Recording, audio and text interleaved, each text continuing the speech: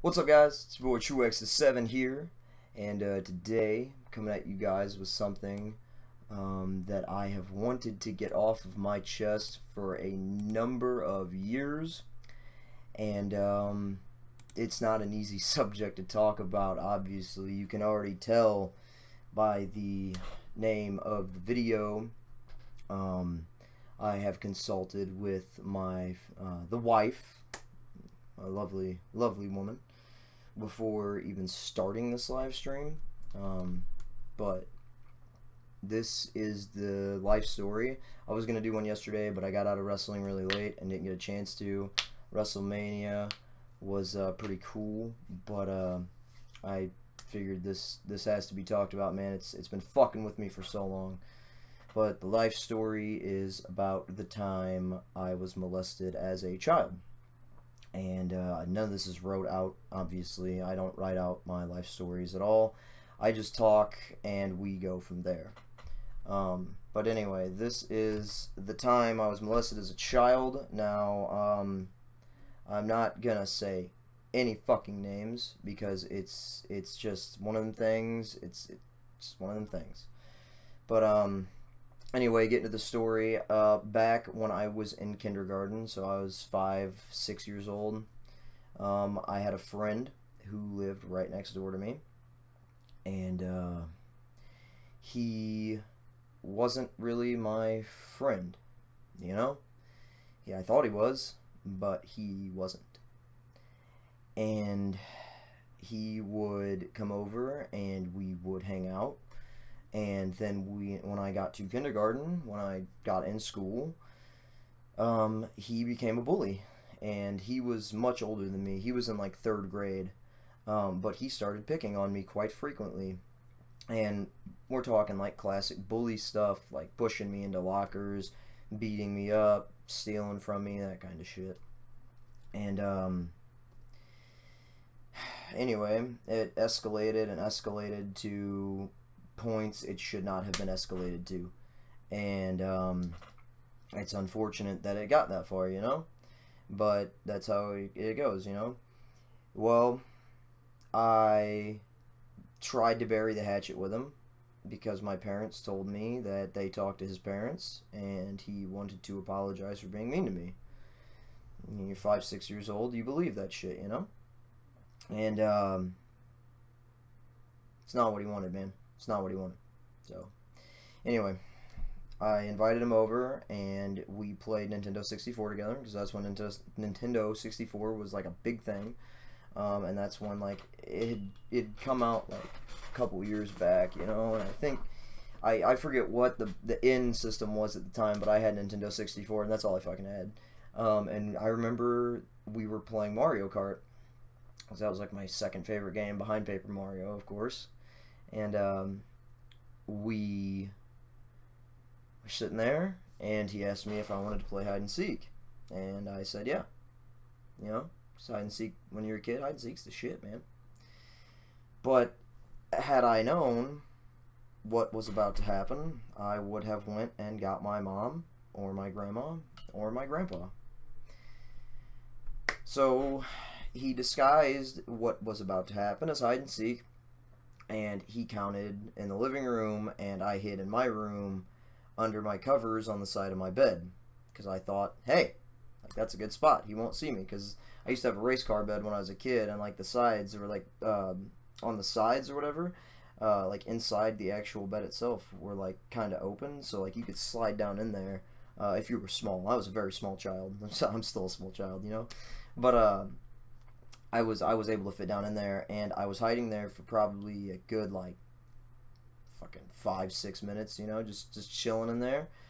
Well, he found me, and instead of the game, hide and seek, being over, he started to do some things. And I don't mean, like, you know, normal shit that an older boy does to a young child, alright?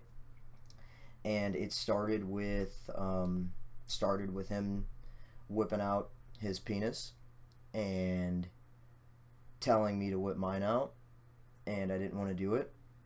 And he threatened to tell my grandma on me about like different stuff if I didn't, and I was scared and I didn't know what to do. So I didn't want to get in trouble, and I was 5 years old, so I thought that was my way out of it, and I did it. And he started to put his penis on mine and touch me and do things that I didn't like and I fucking thought was terrible even back then. And fucking it just escalated, man. And that wasn't the first incident, or that wasn't the only incident. There were more, you know. And he was my neighbor, right? Well, him and his friends would tell me all the time, like, it was normal, like that what he was doing to me was totally normal and totally natural, and I shouldn't even worry about it. Like, I should just go along with it, basically. So in my mind, I was like, okay, then if all of them are telling me like this is normal, then why isn't it normal, you know? And I just went along with it, and I didn't know what to do. I'm trying to find my live stream so I can look at your guys' comments. I'm sorry. But, anyway, I didn't know what to do. I thought that it was totally normal. Anyway, so I thought it was normal, and his friends told me it was normal, and I now know it was not normal at all. But moving along, that happened, right? That fucking shit happened. Okay, that day. The next incident took place in his shed, which was right next to my house. And what had happened was that we were playing soccer, because I used to play soccer when I was a kid, and I was 5 years old, 5, 6 years old at the time, you know?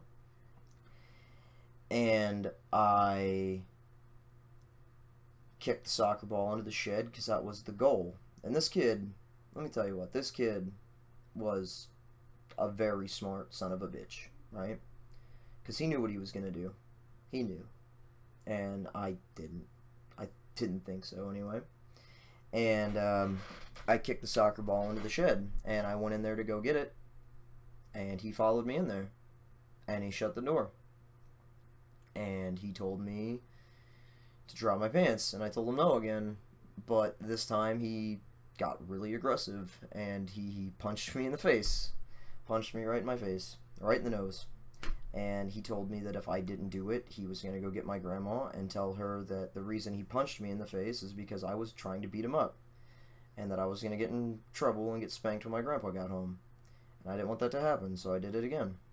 And he tried to get me to put my penis inside his ass. And I told him no. And I got scared, and I pushed him, and I tried to run from him, and I got out into the yard.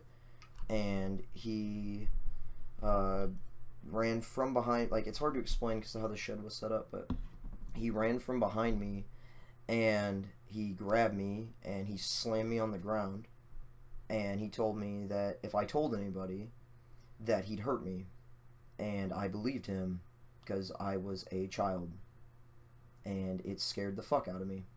And all I could think of is when I was a kid, my grandma always said if I hit anybody, that my grandpa would spank me or ground me or whatever. So I didn't say anything. And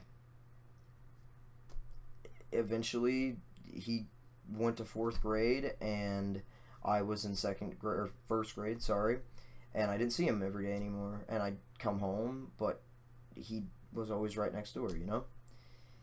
And there was an incident, and this one doesn't include full, like, he didn't try, like, he tried to touch me, but I got away from him. I got off the bus, and I told my bus driver, because I looked out the window and I saw him, and I begged my bus driver to please just drop me off down the road or something. Don't let him see me get off this bus, because he's going to hurt me. And my bus driver didn't believe me, and she just told me to get off the bus.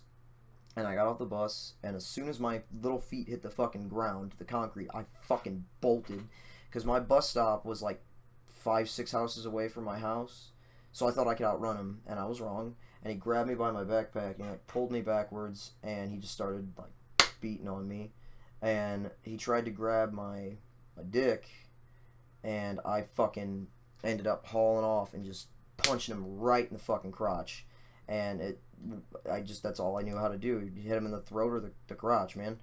And punched him right in the crotch just as hard as I fucking could, man. And he dropped, and I fucking ran. I ran as fast as I could fucking run, and I got home. And a couple weeks later, he moved. And I don't know his last name. I've never known his last name. And if I did know it at one point in time, I can't remember. But, you know, it's just one of those things where when I was young, I wish I would have said something. I wish I would have fucking said something, because I could have locked that fucking dude up forever. And, or if not forever, at least got him in a fucking world of trouble that he deserves, you know? But I finally told my parents a couple months back. They didn't believe me. And the reason they didn't believe me is because they said, if this happened to you, why didn't you say anything? And I tried explaining it to them, and they didn't believe me. And this is a battle that I deal with day to day. It affects my relationships with my friends, my family, my wonderful fiance. It affects my everyday life. And it hurts. And it sucks. I'm trying not to get emotional, alright? Because I'm not that guy, alright? I'm not that guy to get emotional in front of people. I know crying is normal and it's not any less manly, but I'm not that guy, alright? But it sucks. It sucks. But the point of this video, the whole point of this, if you go through this, if you go through this struggle, I promise you, you can get through it. And anybody going through anything, you don't realize how strong you can be. Because this is something that I have had to live with, and I never ever thought I would get through. And here I am. Alive. Sad, yeah. But I'm alive, you know? But it hurts. Maddie didn't know it. And, you know, Maddie didn't know it. A lot of my friends don't know it. My family, the only ones that know it don't believe me. So it's not like it really matters anyway, right? But if you guys ever feel the need to break down, if you guys ever feel like you can't deal with something, I want you to watch this video. I want you to refer back to this video. I'm 20 years old. I'm going to be 21 in May. This happened when I was 5. For 15 years, I have had to lug this ball and chain around. And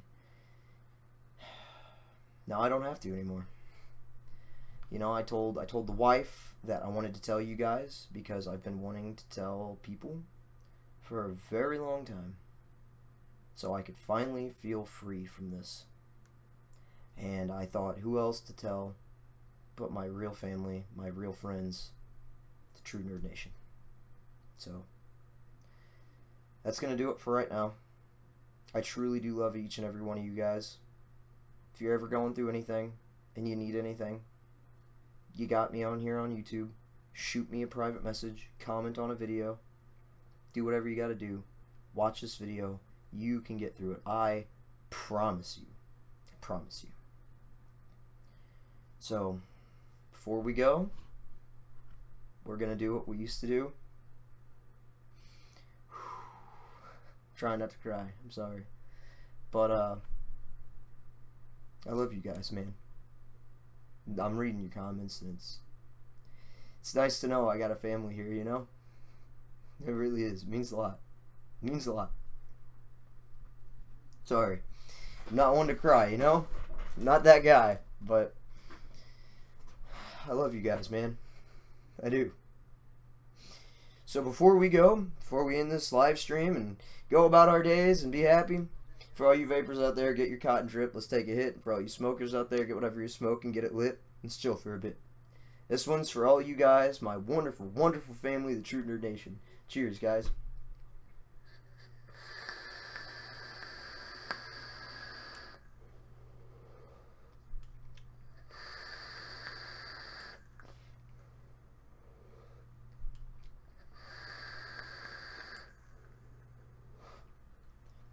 that's going to do it, guys. Truly do love you guys. And until the next live stream and or video, peace, love, and zombie slaying to all of you guys, my family, wonderful, wonderful True Nerd Nation. I love you guys, and I will catch you all tomorrow night in the next live stream.